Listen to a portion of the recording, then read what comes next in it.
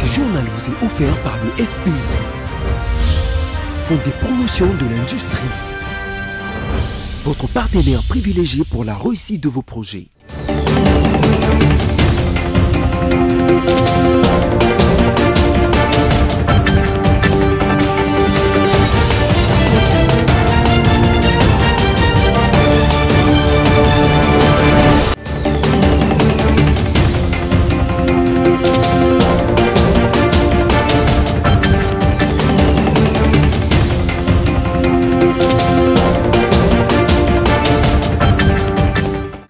Le point sur l'actualité, c'est tout de suite sur BC Télévision. Bienvenue à tous et voici les titres qui font la une.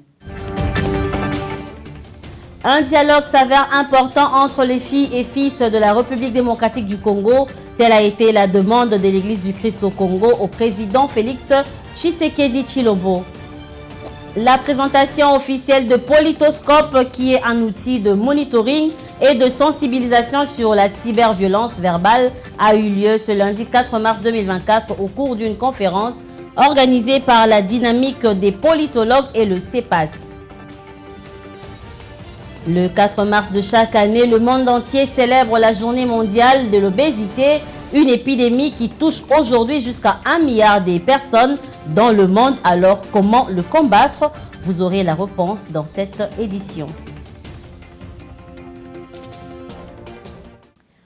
Voilà, c'est tout pour les titres. Encore une fois, bonsoir et merci de nous choisir. En mission à Antalya, le président Félix Tshisekedi a accordé quelques audiences, notamment avec le Premier ministre turc Viktor Orban sur des sujets d'intérêt commun et avec une délégation du groupe turc expert en construction, transport public, gestion des déchets et immobilier. Suivez. Deuxième jour de la visite du président Félix Tshisekedi à Antalya, en Turquie, où il a reçu ce samedi en audience le Premier ministre hongrois Viktor Orban, qui a tenu à féliciter en personne le président congolais pour sa réélection lors de la présidentielle du 20 décembre 2023. Lors de leur entretien, les deux hommes politiques ont abordé des sujets d'intérêt commun, parmi lesquels la volonté de renforcer la coopération bilatérale par le biais, entre autres, d'échanges commerciaux entre la Hongrie et la République démocratique du Congo. Le président Tshisekedi a ensuite accordé une audience à une délégation d'investisseurs turcs menée par M. Ahmet Albayrak, président du groupe Albayrak, une société de construction active sur 3 continents et qui emploie à ce stade 20 000 personnes réparties en Turquie, en Somalie, en Guinée-Conakry, en Azerbaïdjan, au Pakistan et au Maroc. Nous sommes en même temps spécialistes de réaménagement urbain, aussi embellissement de la ville.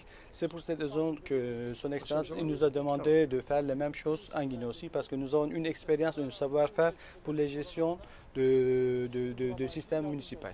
Sur la table des conversations, l'assainissement de la ville de Kinshasa, le désengorgement de la route menant à l'aéroport international de Njili, ainsi que l'agriculture.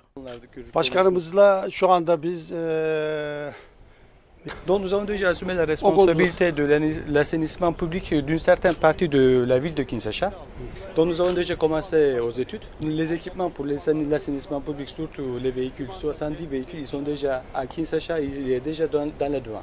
Donc nous avons déjà envoyé 2000 conteneurs de ramassage de déchets en Congo. Dans 20 jours, on va commencer d'une manière structurelle l'assainissement public de la ville de Kinshasa.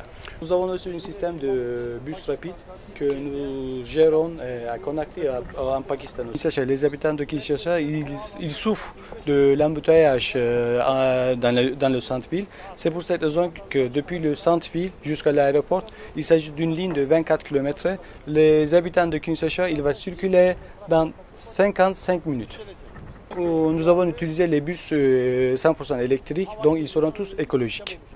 Une rencontre empreinte d'espoir pour le développement de nouvelles infrastructures en RDC. Le président Félix Tshisekedi va poursuivre son séjour de travail en Turquie avec d'autres rencontres ce dimanche, jour de clôture du forum diplomatique d'Antalya, qui réunit d'éminentes personnalités.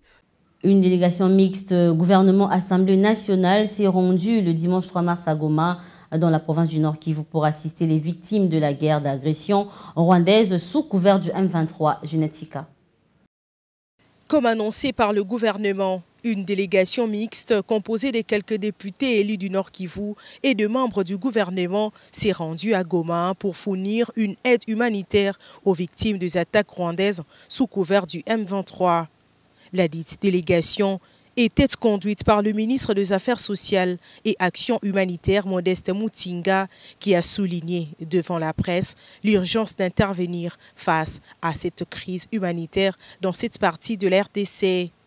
Pour rappel, c'est une décision qui a été prise au cours d'une réunion tenue le mardi 27 février 2024 dans les cabinets du Premier ministre de missionnaire Jean-Michel Samalou Kondé avec le caucus des députés nouvellement élus du Nord Kivu pour venir au secours des déplacés de guerre. Et pendant ces temps, l'Académie diplomatique congolaise et l'Institut d'études diplomatiques égyptiens ont signé hier dimanche un accord au Caire, la capitale égyptienne. Cet accord s'inscrit dans le cadre de la réforme recommandée par le chef de l'État Félix Antoine Tshisekedi lors de la 119e réunion du Conseil des ministres à Kinshasa. Yves Maélé. Dans l'objectif de renforcer les relations diplomatiques, la République démocratique du Congo et l'Égypte ont signé un accord entre l'Académie diplomatique congolaise et l'Institut d'études diplomatiques égyptien. Cet accord s'inscrit dans le cadre de la réforme, comme veut le chef de l'État Félix Antoine Tshisekedi Tshilombo.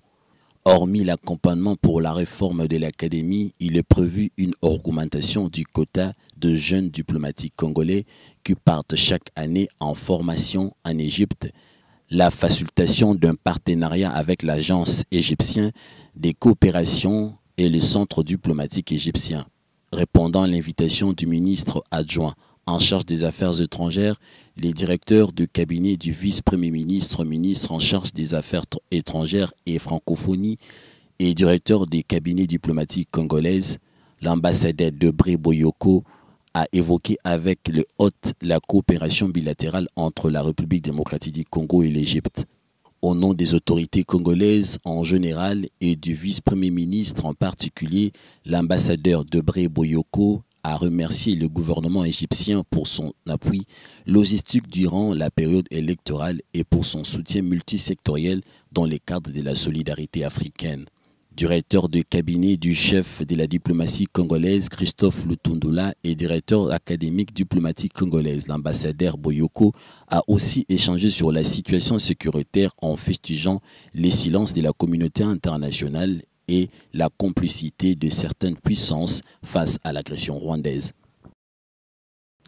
Et dans un autre chapitre, le ministre de l'Enseignement primaire, secondaire et technique, le professeur Tony Mwaba, a ordonné la suspension de 11 chefs d'établissement du Kasaï 1 et soumis à une procédure disciplinaire. Hormis ces 11 chefs d'établissement, on compte aussi un gestionnaire sous-provincial. Cette mesure a été prise à la suite d'une enquête de la commission mixte composée de la direction provinciale de l'inspection provinciale et la DINACOP.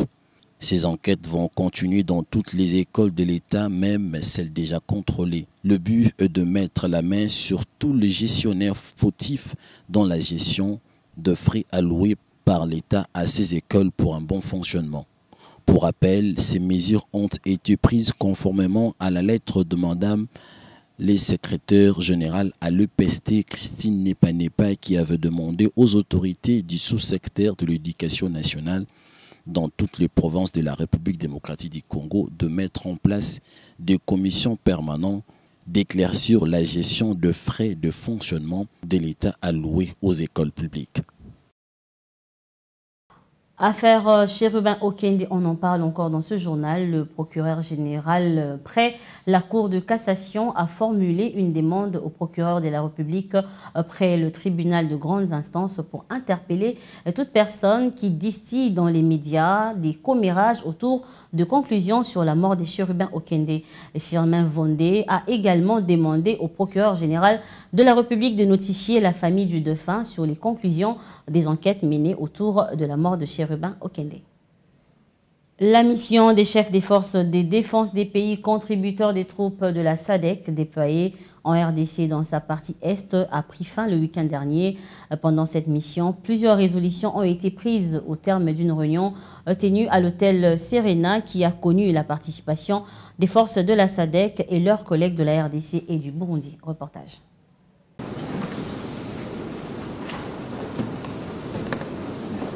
Le chef des forces de défense des pays contributeurs des troupes de la SADC et leurs collègues du Burundi et de la RDC se sont réunis à l'hôtel Serena de Goma ce samedi 2 mars 2024. Au terme de cette importante rencontre, plusieurs résolutions ont été prises. Ils ont pris la décision de s'engager à fond pour ramener la paix dans la partie orientale de la République démocratique du Congo en général et au Nord Kivu en particulier. L'essentiel de la rencontre est présenté ici par le général-major Kengebo Moussa Eufomi Sylvain, porte-parole de FARDC. Les chefs des forces de défense des pays contributeurs des troupes de Sami Diaksi, du Burundi et de la RDC se sont réunis du 1er au 2 mars 2024 à Goma.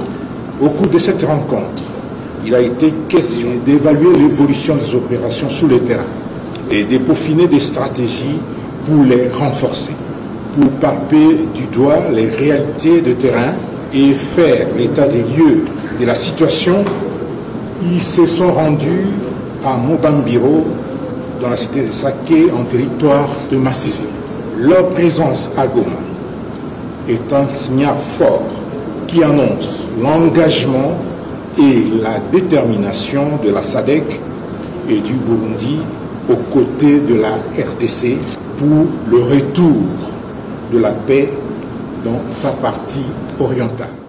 Je vous disais en titre qu'à l'occasion de la 62e session ordinaire du comité exécutif national, l'Église du Christ au Congo demande au chef de l'État un dialogue national entre les filles et les fils de la RDC dans le but de reconstruire la cohésion nationale autour des causes communes, à savoir la paix, la sécurité et la gouvernance du pays. Suivez.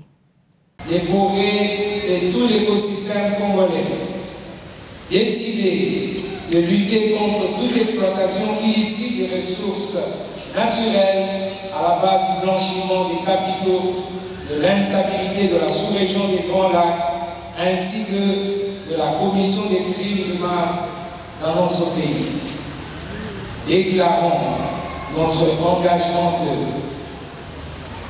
de la situation sécuritaire, humanitaire et diplomatique. 1. Demander au chef de l'État de s'en tenir à son engagement pris lors de la cérémonie d'investiture du 20 janvier 2024, celui de corriger les erreurs du passé. 2. Demander au chef de l'État d'ouvrir un dialogue national entre fils et filles du pays en vue de reconstruire la cohésion nationale autour de la cause commune que sont la paix, la sécurité et la gouvernance de notre pays. 3. Réitérer la demande au chef de l'État de finaliser la procédure de la mise en place de mécanismes de justice transitionnelle en vue de poursuivre les auteurs nationaux et internationaux des crimes contre l'humanité, des crimes de guerre, ainsi que des crimes économiques commis en RDC. 4. Considérer les leaders politiques à dépasser les différends qui les opposent entre eux pour permettre à la nation de survivre face au complot ourdi contre elle et qui pèse sur notre devenir commun. 5. Mobiliser les fidèles protestants et l'ensemble de la population congolaise à s'approprier la lutte contre la balkanisation de notre pays, et ce, jusqu'au sacrifice suprême. 6. Demander au Conseil de sécurité des Nations Unies de prendre, outre les différentes déclarations d'intention de cessation des hostilités, des mesures coercitives à l'endroit des pays agresseurs de la RDC. 7. Fustiger avec fermeté l'accord sur les chaînes de valeur durable pour les matières premières conclues entre l'Union européenne et le Rwanda dans un contexte où plusieurs rapports internationaux précisent l'implication directe de ce pays voisin dans le pillage systématique des matières premières au prix des crimes contre l'humanité en RDC. Tout à fait autre chose à présent, la dynamique des politologues de la RDC en partenariat avec le CIPAS ont organisé ce lundi 4 mars à Kinshasa une conférence de présentation officielle de Politoscope qui est un outil de monitoring et de sensibilisation sur la cyberviolence verbale pour atténuer le risque lié à l'accélération de la violence électorale avant, pendant et après les élections. Roger Matadi et Générose Dessengo étaient présents pour le compte de BC Télévision.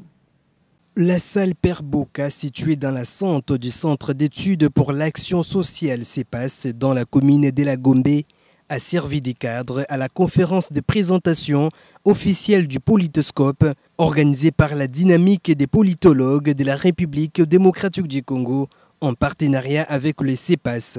Tout a commencé par l'hymne national. Devant les professionnels des médias et plusieurs invités, les coordonnateurs nationaux de la DIPOL, Christian Moleka, a procédé à la présentation et aux explications des objectifs de cet outil Politoscope qui s'inscrit comme un axe du projet général attendu de réduire et surveiller la violence communautaire liée aux élections que cette structure attendait apporter comme contribution d'appui à la gestion des risques électoraux.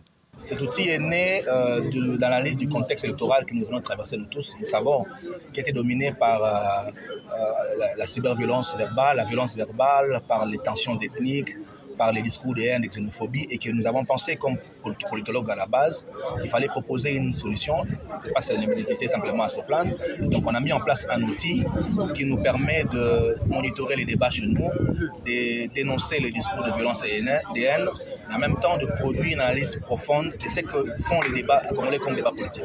La qualité du débat pour améliorer ainsi notre démocratie.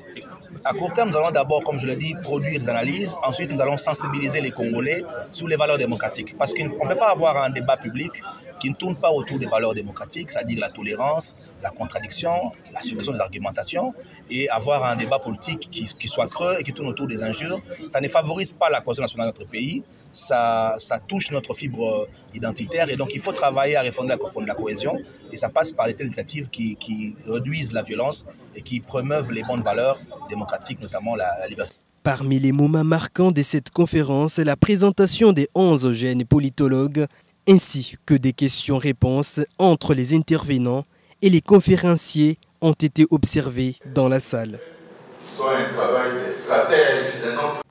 Le 4 mars de chaque année, la planète Terre commémore la journée mondiale de l'obésité, dont l'un des objectifs est de changer le regard sur les personnes en surpoids, mais aussi sensibiliser le public sur cette épidémie silencieuse. Je vous propose de suivre plus de détails dans ce récit de Roger Matadi. La journée mondiale de l'obésité, célébrée chaque le 4 mars, vise à sensibiliser le public à cette épidémie silencieuse tout en promouvant des stratégies de prévention et de prise en charge efficaces. L'obésité, définie comme un excès de masse grasse pouvant nuire à la santé, a triplé dans le monde depuis 1975. Selon l'Organisation mondiale de la santé, l'OMS, en 2016, plus de 1,9 milliard d'adultes étaient en surpoids, dont plus de 650 millions étaient obèses. Ces constats alarmants ne se limitent pas aux adultes. Aujourd'hui, l'obésité touche également les enfants et adolescents âgés de 5 à 19 ans. Les causes de l'obésité sont multifactorielles, englobant des éléments génétiques, comportementaux et environnementaux. Cette journée nous rappelle l'urgence d'agir non seulement pour réduire la prévention de l'obésité, mais aussi pour inverser la tendance d'une maladie qui est en négligée. Elle promet également de saper les fondements même de notre bien-être collectif. Notons que cette année, la journée souligne l'impératif d'une action concertée visant à éradiquer les racines profondes de l'obésité et à forger un avenir où la santé et le bien-être sont accessibles à tous. Ce journal est terminé. Voici à présent le rappel des titres. Un dialogue s'avère important entre les filles et fils de la RDC. Telle a été la demande du chef de l'église du Christ au Congo au président Tshisekedi Tshilombo. La présentation officielle de Politoscope, qui est un outil de monitoring et de sensibilisation sur la cyberviolence verbale, a eu lieu ce lundi 4 mars 2024 au cours d'une conférence organisée par la Dynamique de Politologues et le CEPAS. Et enfin, le 4 mars de chaque année, le monde entier célèbre la journée mondiale de l'obésité, une épidémie qui touche aujourd'hui jusqu'à 1 milliard de personnes dans le monde. Alors, vous avez su comment il faut combattre cette maladie. Ce journal est complètement terminé. À vous, madame, messieurs. Merci de nous avoir suivis et restez fidèles au programme de BSC Télévision. Au revoir.